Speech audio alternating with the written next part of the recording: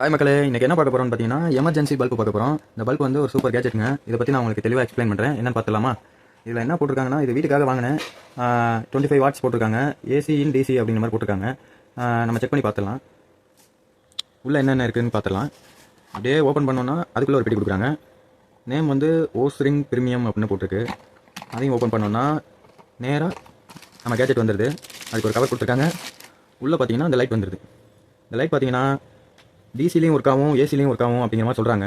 அது என்ன கான்செப்ட்னு கேட்டிங்கன்னா, டிசினா நம்ம பவர் இன்வெர்ட்டர் பல்ப் மாதிரி, ஏசி மூலியமாக சார்ஜிங் ஆகி டிசி மூலியமாக நம்மளுக்கு கரண்ட் இல்லாத நேரம் லைட் எரியும் அப்படிங்கிற மாதிரி சொல்கிறாங்க.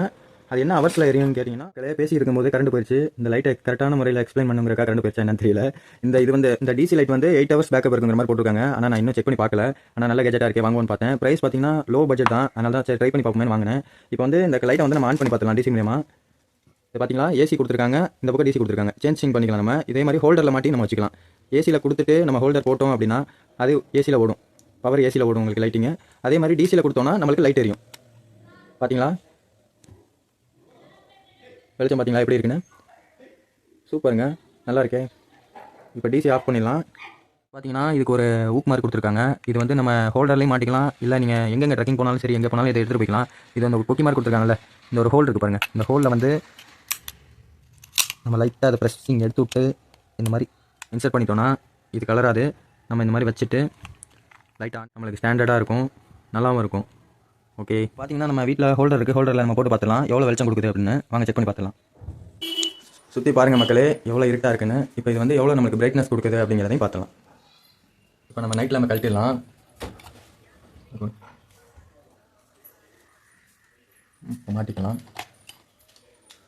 மாட்டியாச்சு. பட்டன் இந்த பக்கம் இருக்குது, ஆன் பண்ணிடலாமா?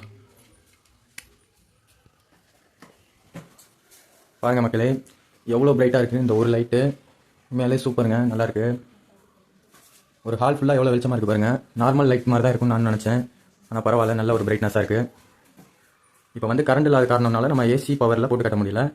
ஆனால் இதை ஏற்கனவே நான் செக் பண்ணியிருக்கேன், ஏசி பவர்லேயும் ஒர்க் அவுட் ஆகுது. நீங்கள் ட்ரை பண்ணி பாருங்கள்.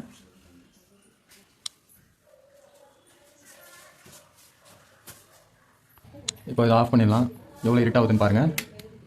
அவ்வளோதான். ஓகே மக்களே, இப்போ பார்த்தீங்கன்னா இந்த பல்ப் வந்து ஃப்ளிப்கார்ட், அமேசானில் அவைலபிளாக இருக்குது. லோ ப்ரைஸ் தான். இதோட ப்ரைஸ் பார்த்தீங்கன்னா 150லேருந்து 200 தான் வருது. ட்ரை பண்ணி பாருங்கள், நல்ல கேஜெட்டாக இருக்குது. நன்றி மக்களே.